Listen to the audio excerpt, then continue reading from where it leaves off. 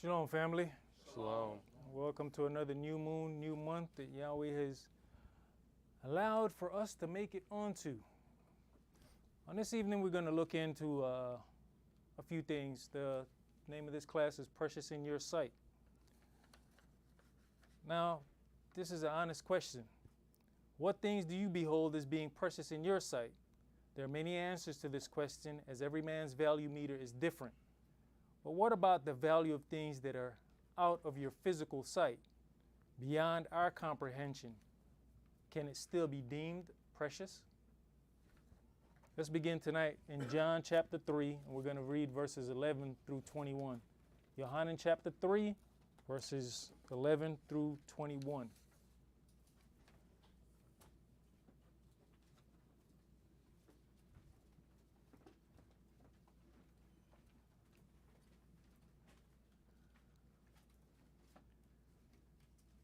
Verily, verily, I say unto thee, we speak that we do know, and testify that we have seen, and yea, receive not our witness.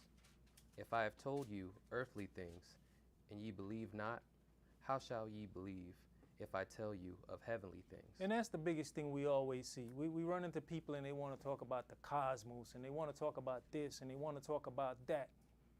But we still have a problem simply grasping 2 feet on the ground, staying grounded. We always want to know about something that's mystics, but yet still can't handle the earthly things. And that's what Yahshua is saying right now. Well, why would I waste my time telling you about heavenly things when you still can't even grasp the things here on earth, where you live, where you're supposed to reside? Why are you worrying about up there? Go ahead. And no man have ascended up to heaven, but he that come down from heaven, even the Son of Man, which is in heaven. And as Moshe lifted up the serpent in the wilderness, even so must the Son of Man be lifted up, that whosoever believeth in him should not perish, but have eternal life. For Elohim so loved the world that he gave his only begotten Son, that whosoever believeth in him should not perish, but have for everlasting life. Now, even with this, I had a conversation today where it was brought up, this brother over here believes, that Yahweh doesn't love everybody. But I think differently. I said, but if you go into the scriptures, it'll tell you. Simple stuff, something is, Jacob have I loved, Esau have I hate. People really don't believe that Yahweh can hate. What image were you made in? There's more to just, for Elohim so loved the world that he gave his only begotten Son. That's all they see. Do we understand what comes after that? That whosoever believes in him should not perish but have everlasting life. And what does believing in him means? There's some actions that has to go along with it. That's why modern day Christianity give this thing of, all you got to do is believe. Before you die, just say, forgive me. Forgive me, Jesus. And you're all good. Where's the actions and the deeds to show that you're trying to walk in the manner that he walked in?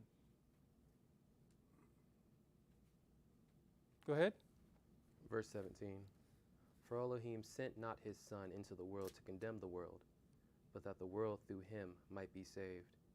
He that believeth on him is not condemned, but he that believeth not is condemned already, because he hath not believed in the name of the only begotten Son of Elohim.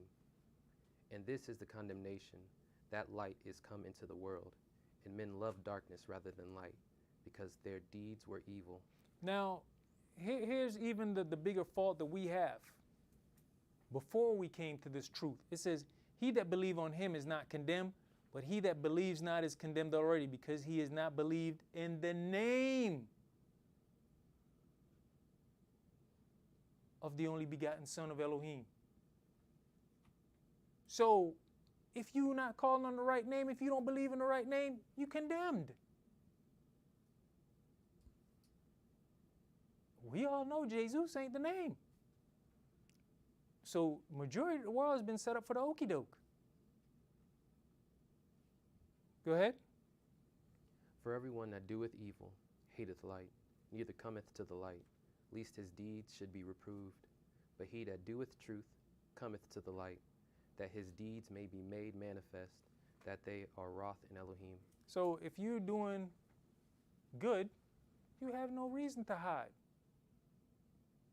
You have no reason to avoid anybody. You should be walking bold and proud with your head up high, to be a beacon and a light onto the world. Even in your faults, you should be walking proudly to go and correct your fault. Make amends. Take care of that business. Because the longer you stay in that dark place, the harder it is for you to take care of the business. But that's what we got to look at. Is it about us?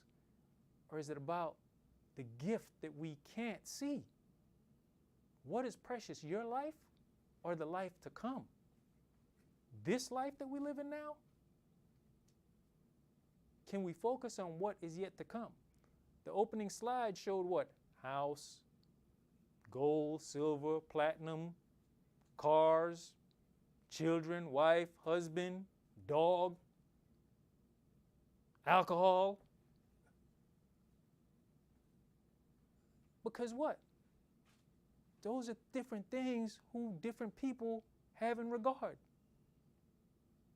There are people that will take your life and save a dog. There's people who spend more time on obtaining those things over salvation. Why? You can't see salvation. You can't touch salvation. You can't look at your spiritual bank account and see negative or positive.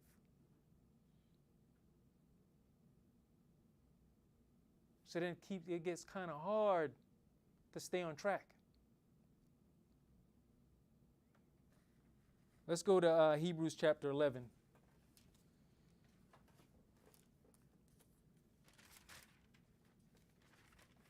Hebrews chapter 11, and we're going to read verses 17 through 19.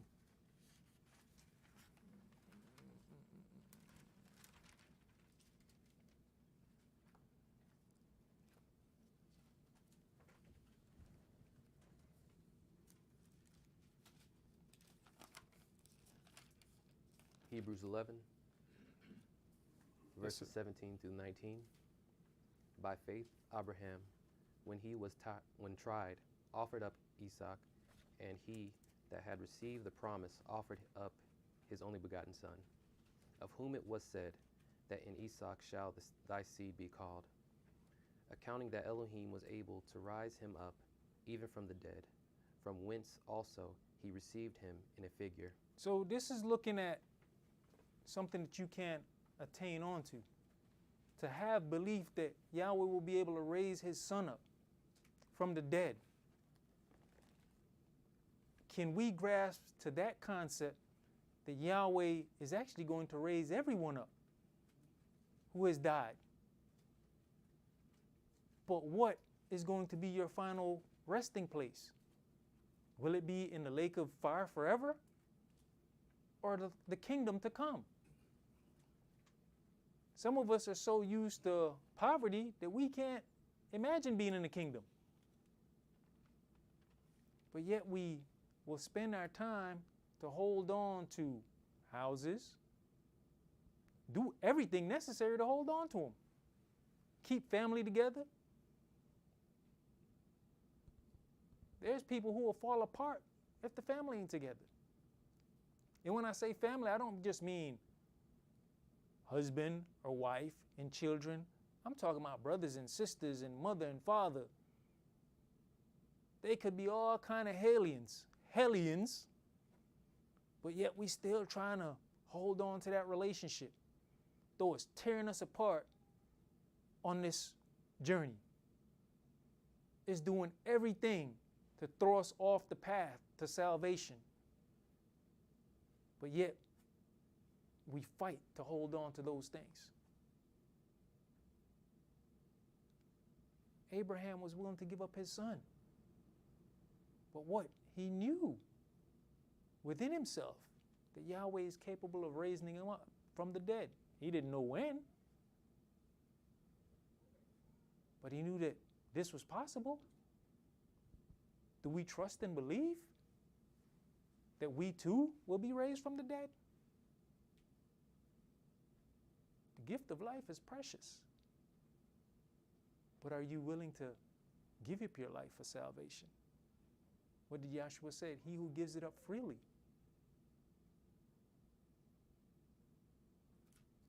Genesis chapter 22.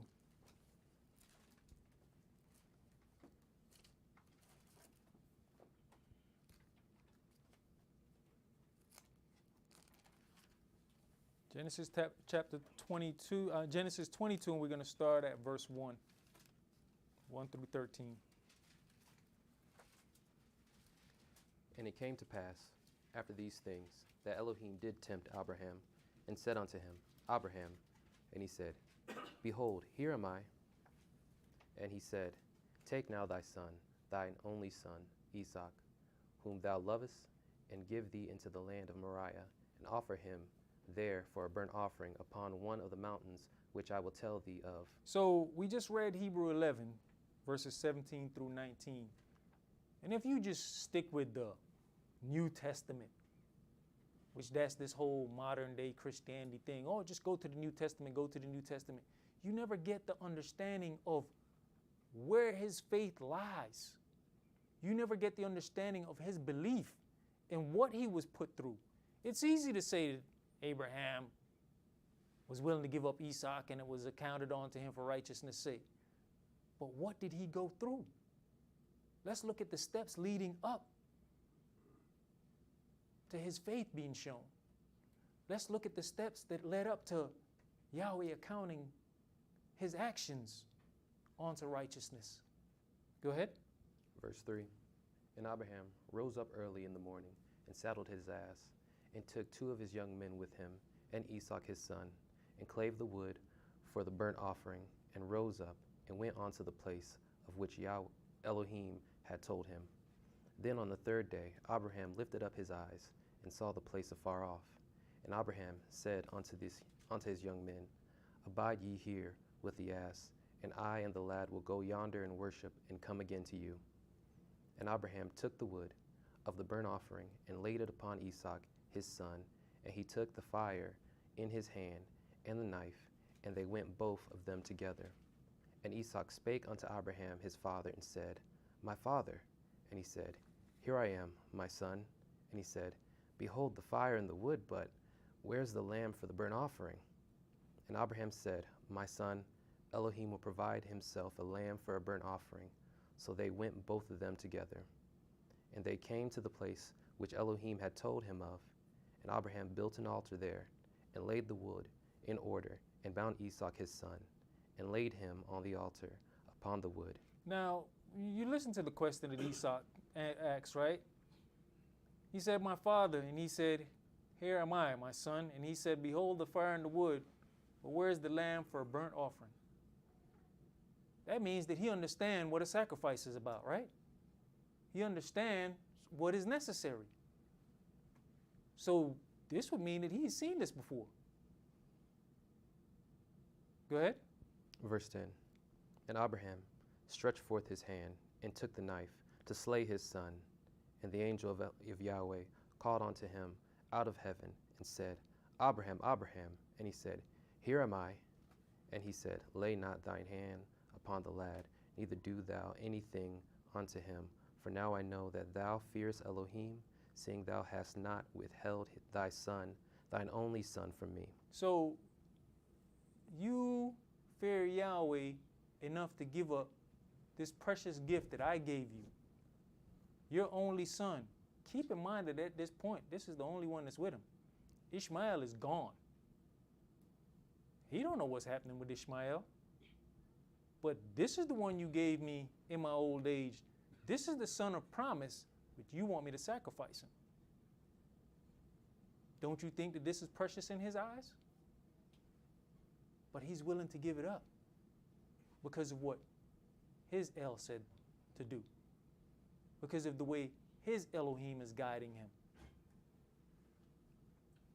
Are we opened up in that manner to allow Yahweh to guide us, even when things look bleak and dark, understanding the precious gift of those who are obedient to Yahweh?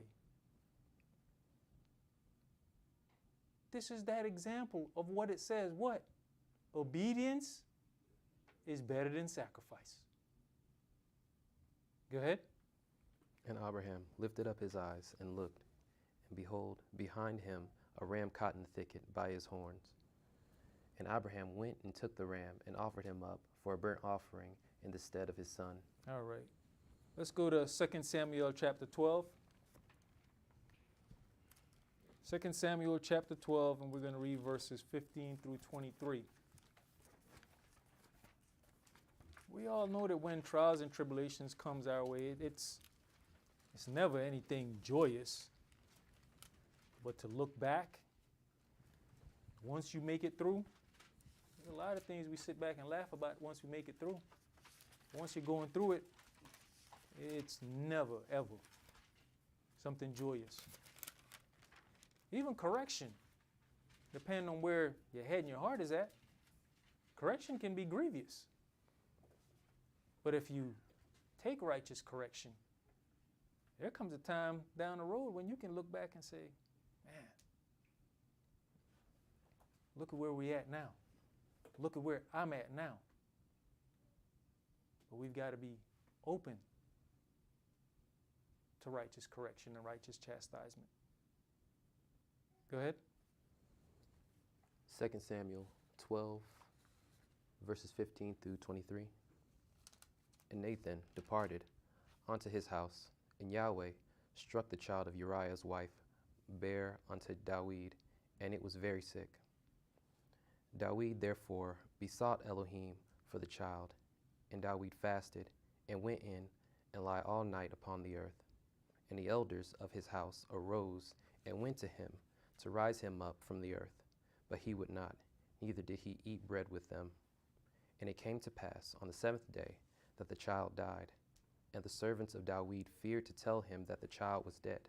For they said, Behold, while the child was yet alive, we spake only unto him, and he would not hearken unto our voice. How will he then vex himself if we tell him that the child is dead? But when Dawid saw that his servants whispered, Dawid perceived that the child was dead.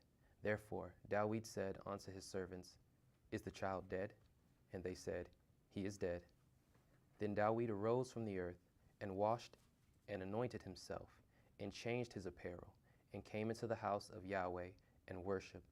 Then he came to his own house, and when he required, they set bread before him, and he did eat.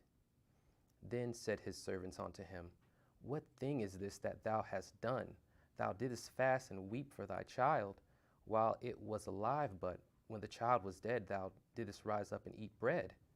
And he said, While the child was yet alive, I fasted and wept. For I said, Who can tell whether Elohim will be gracious to me, that the child may live? But now he is dead. Wherefore should I fast? Can I bring him back again? I shall go to him, but he shall not return to me. And Dawid comforted Beth-Shemesh. That's all I wanted to go. You know, at this whole situation, we've got to look at, even the child was precious in Dawid's sight. He fasted and prayed about it. But when he realized that this child was dead, he picked himself up, got himself together, and moved on. Does that mean he never thought about the child again? No. But some of us would have got stuck in a place and allowed bitterness to set in and probably abandon everybody around us. But let's look at another situation with Dawid and one of his children. Let's go to 2 Samuel chapter 18 and verse 32. We're going to start at verse 32. 2 Samuel chapter 18. to read verses 32 through chapter 19 and verse 17. Even in that situation of fasting and praying in our own lives, do we stop and fast and pray with the hopes that Yahweh could change whatever we have going on? Because like he said, hey, once you're dead, you're dead. Go ahead. Verse 32. And the king said unto Cushai, Is the young man Absalom safe? And Cushai answered, The enemies of my Adonai the king, and all that rise against thee, to do thee hurt, be as that young man is. And the king was much moved, and went up to the chamber over the gate, and wept.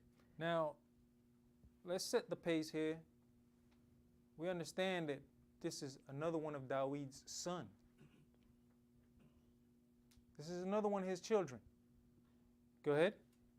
And as he went, thus he said, O my son Absalom, my son Absalom, would Elohim I had died for thee, O Absalom, my son, my son.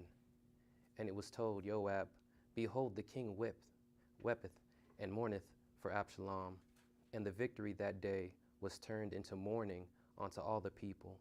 For the people heard say that day how the king was grieved for his son. And the people got them by stealth that day into the city, as people being ashamed steal away when they flee in battle. Now, picture this. And the people got them by stealth. You talking about people moving slow, people trying not to be noticed by David, all because he's grieving over his son. But they were at war. Go ahead. But the king covered his face, and the king cried with a loud voice, O my son Absalom, Absalom, my son, my son. And Joab came into the house to the king, and said, Thou hast shamed this day the face of all thy servants, which this day have saved thy life, and the lives of thy sons, and of thy daughters, and the lives of thy wives, and of the lives of thy concubines, and that thou lovest thine enemies, and hatest thy friends. For thou hast declared this day that thou regardest neither prince nor servants for this day. I perceive that if Absalom had lived, and all we had died this day, then it would please thee well. Now, therefore, arise, go forth, and speak comfortably unto thy servant. For I swear by Yahweh, if thou go not forth, there will not tarry one with thee this night, and that will be worse unto thee than all the evil that befell thee from thy youth until now. So Joab is having to put him in check. You making his life more precious than everybody else, to the point that I feel if we all had died today at war and he had lived, you'd have been okay. And there are people who operate in that way. As long as nothing happens to their family members, you and yours can go to hell. They will put you in check about their family members. But when you got something to say about your family members, being wronged by them, it's all silent, because then what they do, they turn it back on them.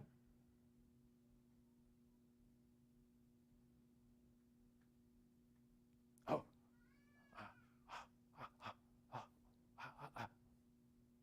What? I'm sorry? No, that's not, I apologize? No, none of that. But if we truly are going to be of the flock, then each and every member has to be precious. Yeah, I know people around here, man, Kish is mean. But when I come at you, is it for righteous correction? I don't see my life as being more precious than yours. I'm a servant. I'm just like anybody in this room. I've got faults and shortcomings. But the The job I have, I see as very precious. The servitude that has been given to me, I see as very precious. So if I come at you and I say, hey, brother, or I say, sister, this, and you want to take it the wrong way, that's on you. And even if I come off wrong, feel free to talk to me. Because guess what? I'm a human being, just like any one of you. I can have my moments and come off wrong. But that's where communication comes in. If this walk is as precious to you as it is to me, hey man, let's hatch it out. We ain't gonna bury no hatchet because it might end up in somebody's back. Let's hatch it out and be able to walk together and move on. That way we can help each other as we stumble and fall. You nor I can't see what's before us, but I hope we're all visioning the same thing, to one day be in a righteous kingdom. But then again, we're family. There's going to be family feud. But how we come out on the other end of the feud is up to how we take and deal with righteous chastisement. But let's make sure that we're dealing with it in a righteous manner and not just caught up in our feelings. Let's go to 2 Kings. 2 Kings chapter 1, and we're going to read verses 2 through 14.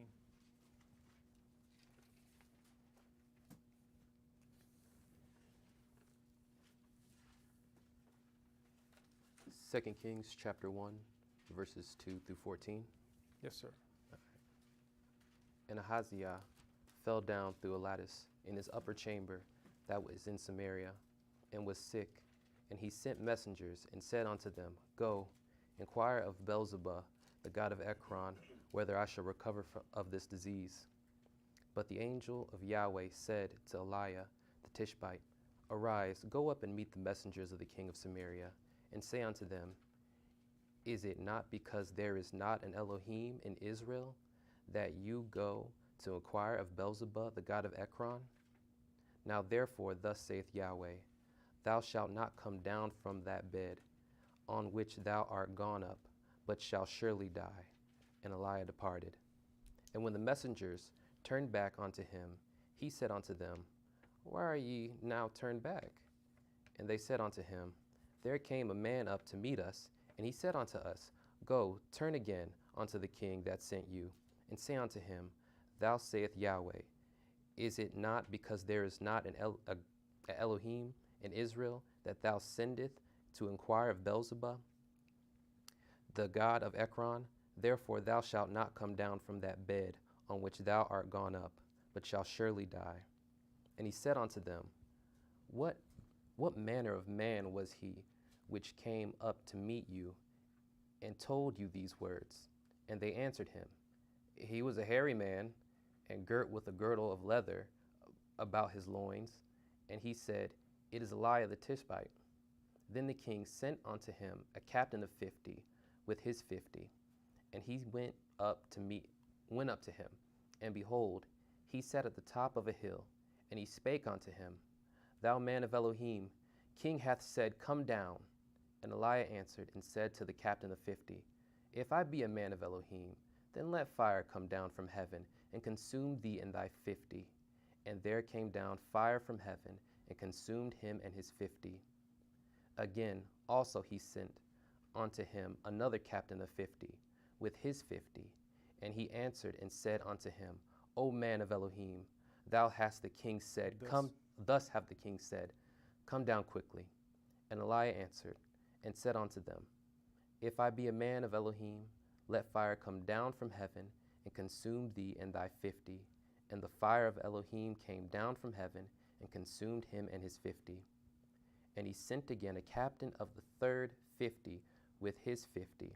And the third captain of 50 went up and came and fell on his knees before Eliah and besought him and said unto him, O man of Elohim, I pray thee, let my life and the life of these 50 thy servants be precious in thy sight. Behold, there come fire down from heaven, and burn up the 2 captains of the former 50s with their 50s. Therefore, let my life now be precious in thy sight. So even with the approach of one of Yahweh's servants, we have to be careful. How we dealing? This man examined enough death to approach the situation the right manner. But even when he approached him, yes, his life was precious, but he also saw the other men that was with him, that their life was precious as well. So he didn't just beg for his life alone. He begged for the lives of the men that were with him.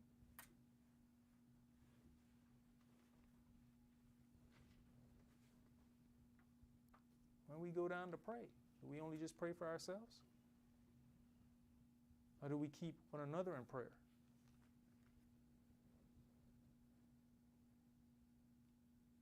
But on the same token, when we have problems and ailments going on, do we talk to the saints? Do we talk to the servants of Yahweh? Do we talk to our brothers and sisters so they are able to send up prayers and supplications for us and know how to ask for specific things for us?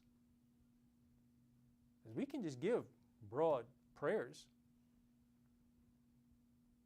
But if we know what's going on and enough of us are praying and asking the same thing for the brother or the sister, then Yahweh's ear might be attentive to the prayers. Let's go to Psalms 116.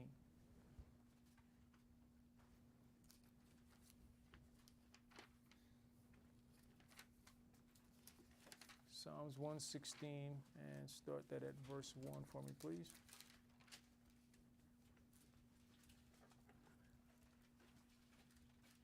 I love Yahweh, because he hath heard my voice and my supplications, because he hath inclined his ear unto me.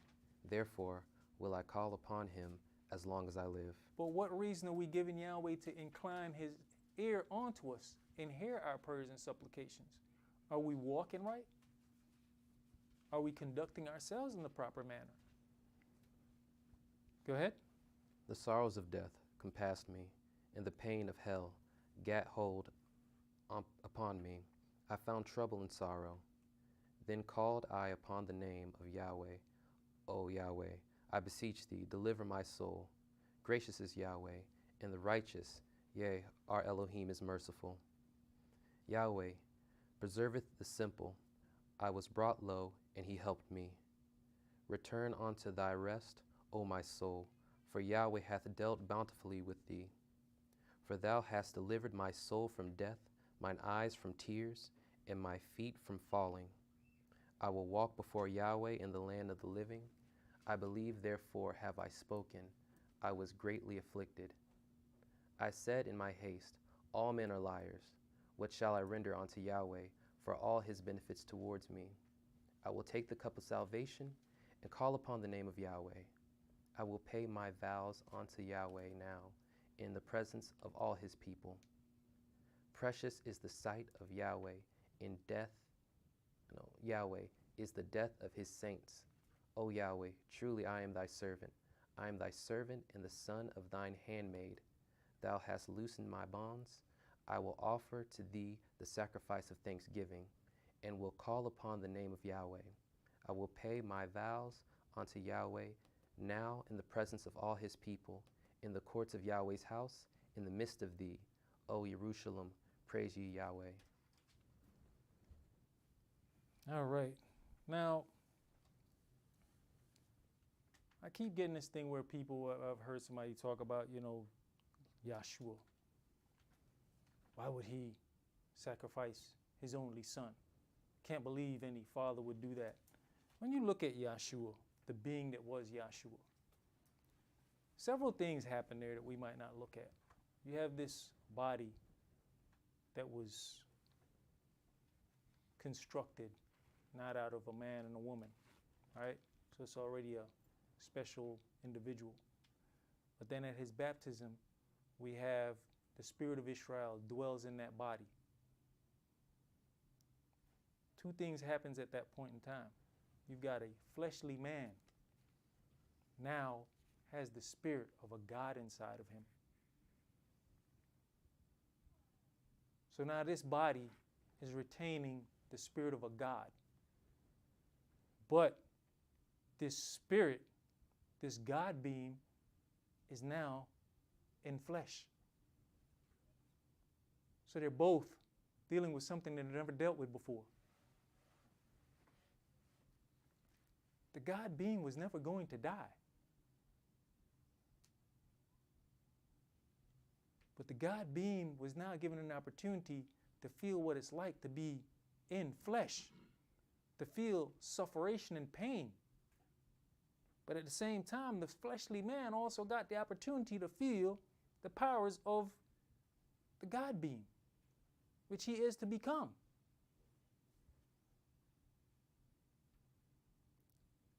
At the end of the day, what it says, the flesh wars against what?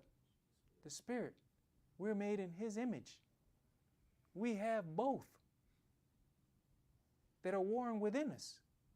For the first time, that vessel, Yahshua, had both in him. The spirit of Israel, and he was still flesh. So Israel's dealing with flesh, Yahshua is dealing with the spirit. To the point that what? Israel said, is there any other way? Yahweh said, no. There is no other way. We all have to go through that. Right? We're all going to have to go through that death and the rebirth. He's been there, done that. So at the end of the day, when we're going through things, it gives him the opportunity to truly be able to sympathize with us.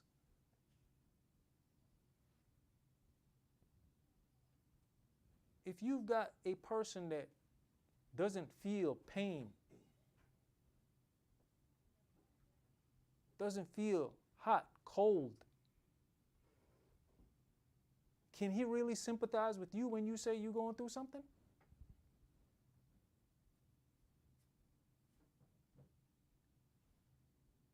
Now look at this whole flesh and spirit thing. Lucifer has not had to really deal in flesh. He's dealt with flesh, but he's never really had to deal in flesh. So what happens towards the end? He becomes a man, right? He says, is this the man, right? Hey, just desserts in the end, right? You toyed with flesh enough, being a spirit, and tormented us, and put us all through these different changes, not understanding what it means to be in the body of flesh. But the end is, he's going to become flesh. Let us understand that the fight that we have with the spirit and flesh, our God, King, High Priest, can sympathize with us because he was made to go through it. So being made to go through something might make it a little bit more precious in your sight, huh? That's the whole thing about the trials and tribulations of this walk. We all have heard nothing comes easy is worth having. So if the walk of salvation was easy, would it really be precious to anybody? Would you really cherish it if it was easy? So when the bumps and the bruises and the trials and tribulations come along, let's keep focused and remember. There's a precious gift at the end. Let's go to Isaiah chapter 43. That's Isaiah chapter 43.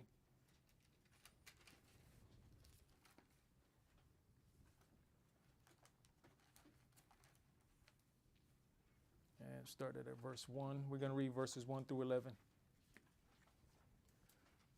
But now, thus saith Yahweh, that created thee, O Jacob, And he that formed thee, O Israel, fear not, for I have redeemed thee. I have called thee by thy name, thou art mine. When thou passest through the waters, I will be with thee, and through the rivers, they shall not overflow thee. When thou walkest through the fire, thou shalt not be burnt, neither shall the flame kindle upon thee. But do we truly believe this? Do we truly believe in our hearts that Yahweh will be with us through these things? Go ahead. For I am Yahweh thy Elohim, the Holy One of Israel, thy Savior. I gave Egypt for thy ransom, Ethiopia and Sabia for thee. Since thou wast precious in my sight, thou hast been honorable, and I have loved thee. Therefore will I give men for thee, and people for thy life. So he says that we are precious in his sight. But then we've got to ask ourselves, what is precious in our sight? Go ahead. Verse 5.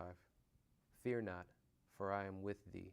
I will bring thy seed from the east, and gather thee from the west. I will say to the north, give up, and to the south, keep not back. Bring my sons from far, and my daughters from the ends of the earth. Even every one that is called by my name, for I have created him for my glory. I have formed him, yea, I have made him. Bring forth the blind people that have eyes, and the deaf that have ears. Let all the nations be gathered together, and let the people be assembled. Who among them can declare this, and show us former things? Let them bring forth their witnesses, that they may be justified, or let them hear and say it is truth.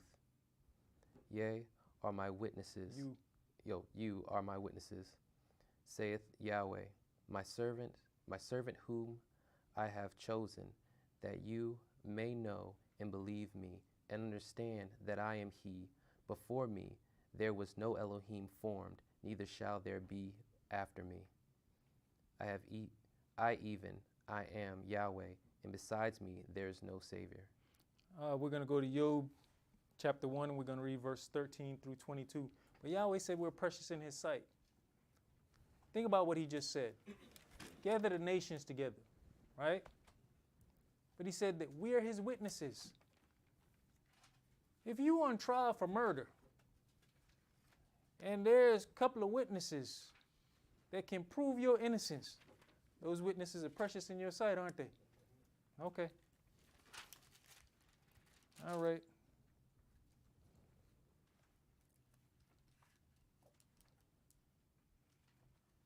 Job chapter 1, verse 13 through 22.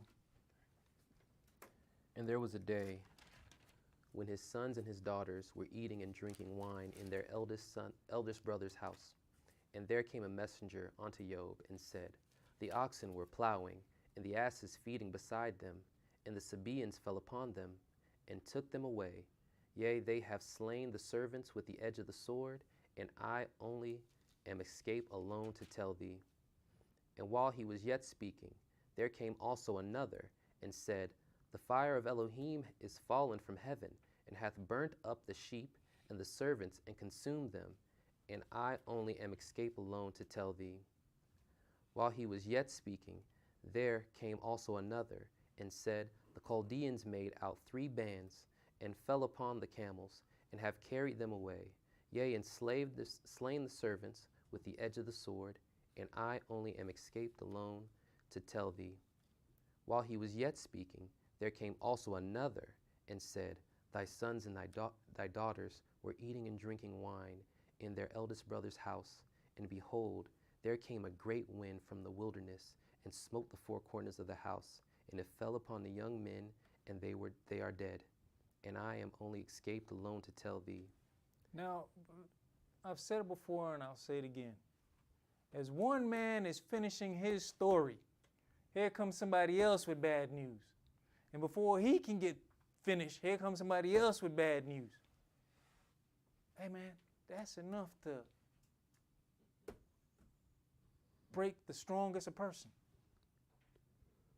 That's enough to make the strongest a man question his Elohim. Some of us go through less than that, and still question Yahweh? Go ahead. Verse 20. Then Job arose and rent his mantle and shaved his head and fell down upon the ground and worshipped and said, Naked came I out my mother's womb, and naked shall I return thither. And Yahweh gave, and Yahweh hath taken away. Blessed be the name of Yahweh. Verse 20. Then Job arose and rent his mantle and shaved his head and fell down upon the ground and worshipped. He didn't start questioning Yahweh. Most of us would have started a pity party. Whoa, why me? Why me? This man fell down after all of this and worshipped.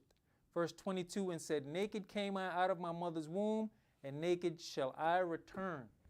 The opening graphic.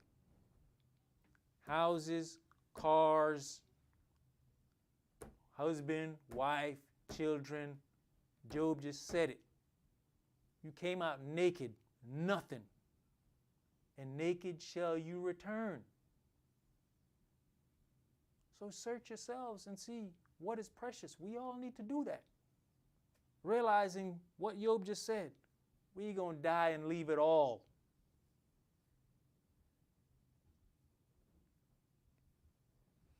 What's that old saying? You can't take it with you.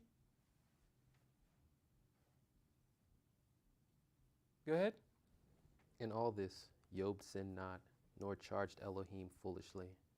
All right, let's go to chapter 2 and read verses 7 through 10.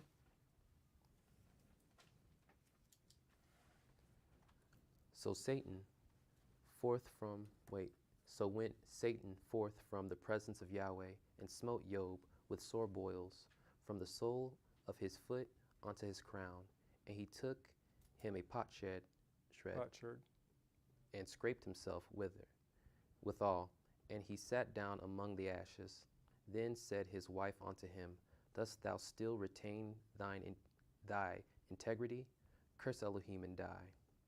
But he said unto her, Thou speakest as one of the foolish women speaketh. What? Shall we receive good at the hand of Elohim, and shall we not receive evil? In all this did not Job sin with his lips. His lips he did not sin with. That's another thing we've got to be careful of, is what we let come out of our mouths. Didn't say he went out and committed any sins. It said with his lips he did not sin. And that's something that we might not pay attention to, how you can sin with your lips. Don't vow a vow and then forbear to keep that vow. That's sinning with your lips. There's many other ways we can sin with our lips, but do we stop and think about what we're going to say before we say it? Just like we read earlier, and the man said, hey man, my life is precious. These people's lives are precious. He was careful about what he said and to who he was saying it to. A lot of us just like to flap off at the lips and jump off of our feelings.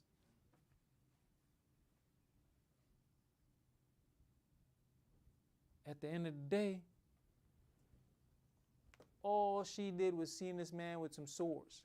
He's the one that got all the bad news. He's the one that dealt with all of this loss. She's there as well. But he's gone this far. Why is it now that you want to say this? She asked him, do you still hold on to your integrity? Let's look at the meaning of the word integrity. It comes from H8549, Hebrew. Tamim, from H8552, entire, literally, figuratively, or morally. Also as noun, integrity, truth without blemish. So through all of this, you still hold on to your truth? Through all of this, you still standing upright without any blemish? Why don't you just curse Elohim and die? Man, I have no blemish. Why am I trying to put a blemish on myself now? Complete, full, perfect. Sincerely or sincerity. sound, without spot, undefiled, uprightly hold. See what that one word encompasses? And she gonna ask him, do you still hold on to your integrity? Why don't you just curse Elohim and die? Do you see all of what I'm giving up if I don't hold on to my integrity? Is your integrity precious in your sight? Obviously, his integrity wasn't precious in her sight.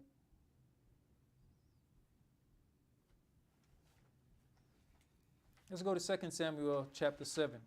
Well, no, let's go to 1 Peter chapter 2, actually. In 2 Samuel chapter 7, King David desired to build a house unto Yahweh.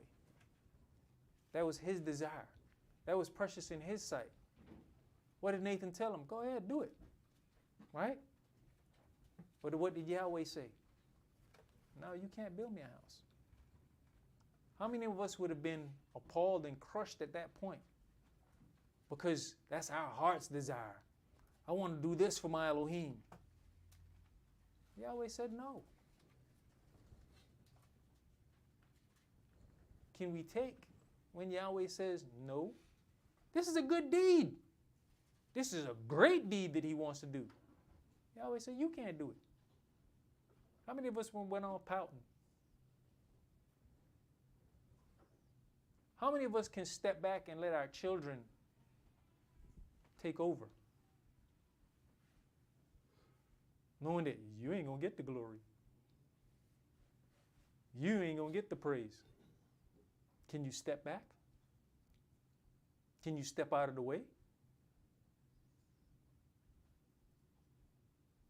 This thing was awesome in his sight. But Yahweh said no.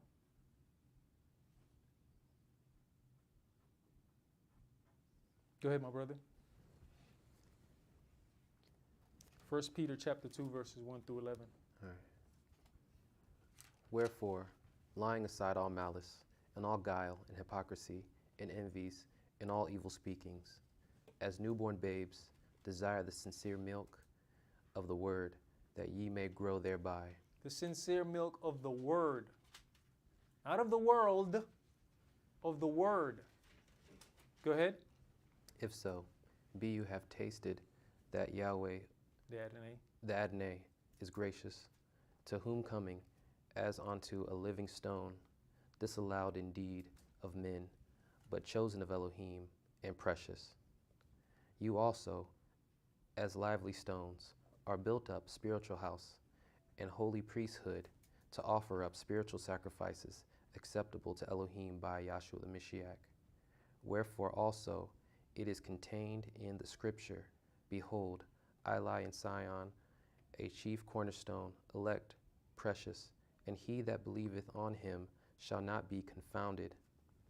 Unto you, therefore, which believe he is precious, but unto them which be disobedient, the stone which is the builders disallowed, the same is made the head of the corner. So do we see Yahshua as precious? Even though we can't see him, even though we can't touch him and feel him, do we still see him as precious? This is beyond our sight. But even when you go back to verse 5, it says, you also, as lively stones, are built up a spiritual house. That doesn't happen overnight. A building isn't built in one day. That's what we're here for. Hopefully, to be built up into that spiritual house. This is the building blocks. This is the foundation being laid. But do we behold it as precious? Do we take these teachings as being precious? The guidance as precious? Go ahead. Verse 8, and a stone of stumbling, and a rock of offense, even to them which stumble at the word, being disobedient, whereunto also they were appointed. So what's the equation for stumbling at the word? Disobedience. Right? And we've seen many people come through the doors and others go through the doors because they choose to be disobedient. That then becomes their stumbling block. Go ahead. But you are a chosen generation, a royal priesthood, an holy nation, a peculiar people, that you shall show forth the praise of him who hath called you out of darkness into his marvelous light, which in time past were not a people, but are now the people of Elohim, which have not obtained mercy, but now have obtained mercy. Dearly beloved, I beseech you, as strangers and pilgrims, abstain from fleshly lust, which war against the soul, having your conversations honest among the Gentiles, that whereas they speak against you as evildoers, they may by your good works, which they shall behold glory Elohim in the day of visitation. So we all in this room, in time past, we're not a people. But through the mercy of Yahweh, we all sit here.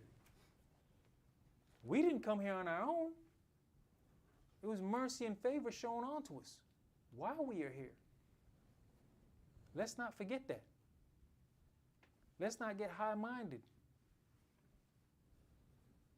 If somebody can come out of their mouth and say, I know I'm chosen, get the hell away from them. I'm sitting here behind the altar. I can't tell you I know I'm chosen.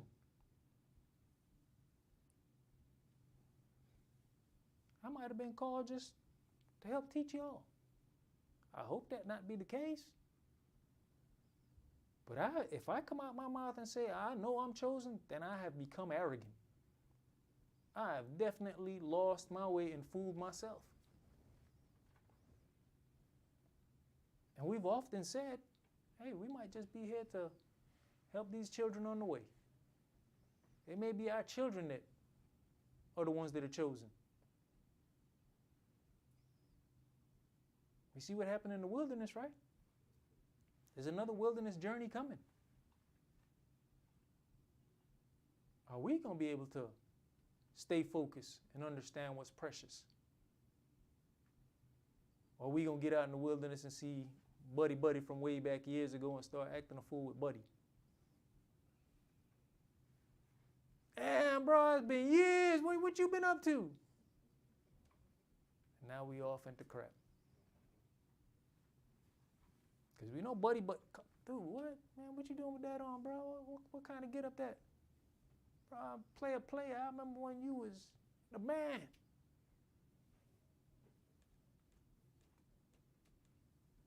That go for sisters too. Damn, girl, what you got on?